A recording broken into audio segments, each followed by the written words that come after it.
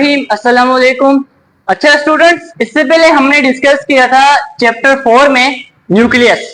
Nucleus क्या होता है वो हमने डिस्कस कर लिया था।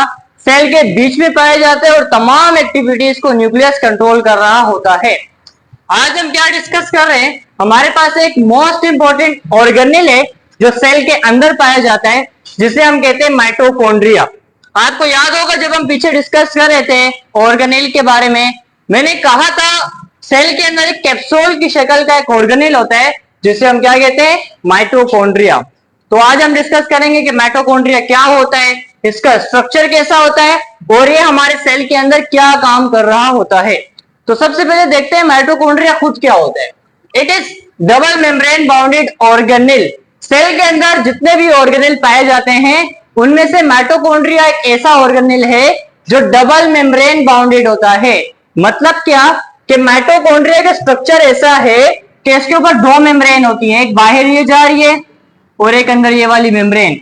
तो माइटोकॉन्ड्रिया ऐसा स्ट्रक्चर है जो क्या होता है, डबल मेम्ब्रेन। इसके अलावा और भी ऑर्गेनेल हैं जो डबल मेम्ब्रेन होते हैं, उनमें से माइटोकॉन्ड्रिया भी है। तो what is mitochondria? It is double membrane bounded organelle. एक तो ये बात हो गई। इसके अलावा फाउंड इन यूकैरियोट्स, ये मोस्ट इंपोर्टेंट है कि माइटोकॉन्ड्रिया डबल मेम्ब्रेन बाउंडेड तो है, इसके साथ साथ किन में पाया जाता है, यूकैरियोट्स में पाया जाता है। अच्छा, यूकैरियोट्स क्या होते हैं ये बताओ। हमने इसी चैप्टर में डिस्कस किया था कि जो हमारे पास जानदार होते हैं वो दो टाइप्स के होते हैं, एक प्रोकैरियोट्स, दूसरे यूकैरियोट्स। जिनके पास न्यूक्लियस कंप्लीट होता है वो होते हैं यूकैरियोट्स, और जिनका न्यूक्लियस इनकम्प्लीट होता है वो हमारे पास होते हैं प्रोकैरियोट्स। तो जितने भी ऐसे जानदार हैं जिनका न्यूक्लियस कंप्लीट होता है उन्हें हम कहते हैं यूकैरियोट्स, और माइटोकॉन्ड्रिया भी उन्हीं के अंदर ही पाया जाता है। इसके बाद हमारे पास आता है माइटोकॉन्ड्रिया का स्ट्रक्चर। स्ट्रक्चर का मतलब होता है कि वो चीज किस तरह से बनी हुई है, किस चीज से नहीं, मतलब कि वो चीज दिखने में कैसी है, वो है कैसी, इसको हम कहते हैं स्ट्रक्चर। तो माइटोकॉन्ड्रिया में स्ट्रक्चर के अंदर क्या आता है, पहले जैसे हमने डिस्कस किया, माइटोकॉन्ड्रिया के अंदर दो मेम्ब्रेन होती है। माइटोकॉन्ड्रिया के अंदर दो मेम्ब्रेन होती है, एक बाहर वाली मेम्ब्रेन, एक आउटर मेम्ब्रेन होती है, और दूसरी हमारे पास इनर मेम्ब्रेन होती है। तो माइटोकॉन्ड्रिया के अंदर दो मेम्ब्रेन होती है, एक बाहर वाली मेम्ब्रेन और एक अंदर वाली मेम्ब्रेन। जो बाहर वाली मेम्ब्रेन है वो हमारे पास होती है स्मूथ। यहाँ पे आप देख लो, यहाँ दिखाई दे रहा होगा, ये बिल्कुल स्ट्रेट जा रही है यहाँ से। यहाँ ये कहीं इतना फोल्ड वगैरह तो नहीं हुई थी, ज्यादातर स्ट्रेट है, तो इसको हम कहते हैं स्मूथ। तो आउटर मेम्ब्रेन होती है स्मूथ, इनर मेम्ब्रेन जो होती है ये बहुत ज्यादा फोल्ड हुई हुई है, इसमें फोल्ड बहुत ज्यादा होते हैं, तो ये फोल्डेड होती है। और इन फोल्ड्स के स्पेशल नेम है जिन्हें हम कहते हैं क्रिस्टाई। तो हमारे पास माइटोकॉन्ड्रिया में दो मेम्ब्रेन है, outer membrane, inner membrane folded होती है, जिसका नाम क्या हमारे पास, क्रिस्टाई। नेक्स्ट हमारे पास है मैट्रिक्स। माइटोकॉन्ड्रिया के अंदर एक जेली लाइक मटेरियल होता है, लिक्विड कह लो या जेली लाइक मटेरियल। जिस तरह हमारा सेल है, सेल के अंदर भी एक लिक्विड होता है, एक जेली लाइक मटेरियल होता है जिसे हम कहते हैं साइटोप्लाज्म। और माइटोकॉन्ड्रिया के अंदर जो जेली लाइक सब्सटेंस होता है, जो लिक्विड होता है, उसे हम कहते हैं मैट्रिक्स। जेली लाइक सब्सटेंस को हम कहते हैं मैट्रिक्स। तो ये तो हो गया all about structure of mitochondria. Next हम देखते हैं माइटोकॉन्ड्रिया का फंक्शन। फंक्शन का मतलब होता है काम, कि माइटोकॉन्ड्रिया क्या काम करता है। तो सबसे पहला हम काम देखते हैं रिस्पायरेशन। माइटोकॉन्ड्रिया रिस्पायरेशन करता है। अच्छा, यहां पर एक बहुत बड़ा मसला आता है, अक्सर बच्चों से पूछो रिस्पायरेशन क्या होती है, वो क्या कहते हैं, वो कहते हैं सर हम जो ये करते हैं ना, ये सांस अंदर गया सांस बाहर आया, ये रिस्पायरेशन होती है। ये रिस्पायरेशन बिल्कुल भी नहीं होती, इसे कहते हैं ब्रीथिंग। तो रिस्पायरेशन फिर क्या होती है, हम फूड खाते हैं, ठीक है, हम फूड खाते हैं, वो फूड हमारे मैदे में जाते हैं, हमारे स्टमक में जाता है, स्टमक उसकी ब्रेक डाउन कर देता है। वो फूड जब छोटे पार्टिकल्स में टूट जाते हैं तो वो हमारे हर सेल के अंदर चला जाता है, फूड हमारे हर सेल के पास पहुंच जाता है। जब उसकी ब्रेक डाउन हो जाती है, डाइजेशन हो जाती है। अब सेल के अंदर कौन है भाई, सेल के अंदर माइटोकॉन्ड्रिया बैठा हुआ है और ये वेट कर रहे हैं फूड का। फूड यहां से आता है, माइटोकॉन्ड्रिया के अंदर चला जाता है, फूड अंदर आ गया। अब क्या होता है, अब हम लेते हैं सांस, ब्रीथिंग करते हैं, जिससे ऑक्सीजन अंदर जाता है। ऑक्सीजन अंदर गया, फूड अंदर आ चुका था, अब ऑक्सीजन भी अंदर आएगा। फूड और ऑक्सीजन ये दोनों मिलेंगे और हमारे पास फूड की ब्रेकडाउन होगी और इस फूड के अंदर से हमारे पास एनर्जी निकलेगी। इस प्रोसेस को हम कहते हैं रिस्पायरेशन। रिस्पायरेशन क्या होती है? Breakdown of food to get energy. Respiration का मतलब क्या होता है? फूड को तोड़ देना, पीस देना और उसके अंदर से एनर्जी निकाल देना। माइटोकॉन्ड्रिया के अंदर फूड जाता है और ऑक्सीजन जाता है। जिस तरह हमने इक्वेशन पढ़ी होगी C6H12O6, ये फूड का फॉर्मूला है।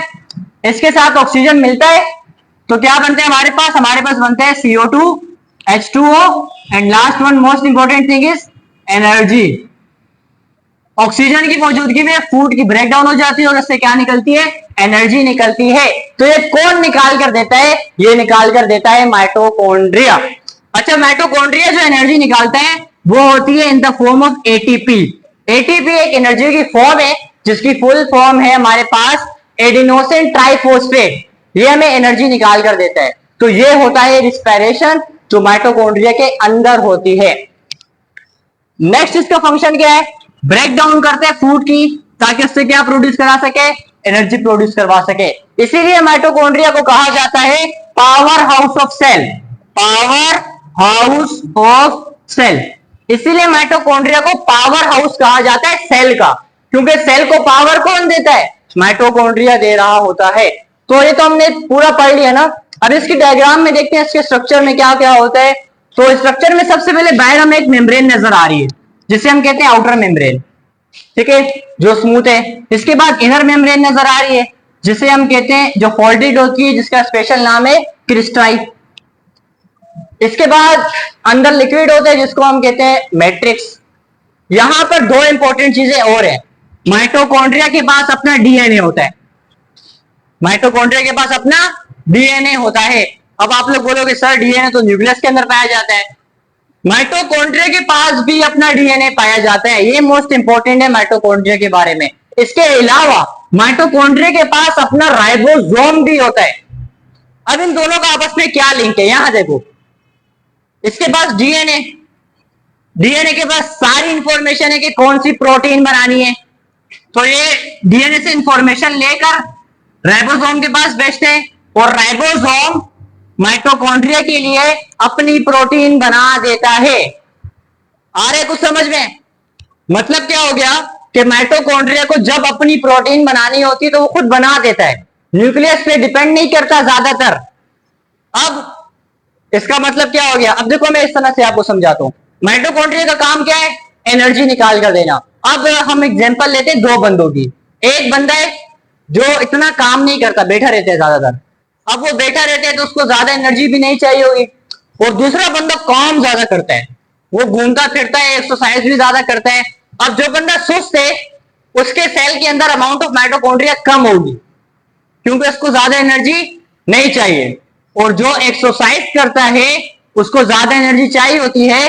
उसके सेल के अंदर माइटोकॉन्ड्रिया अपनी अमाउंट को बढ़ाते हैं ताकि उस बंदे की एनर्जी पूरी हो सके।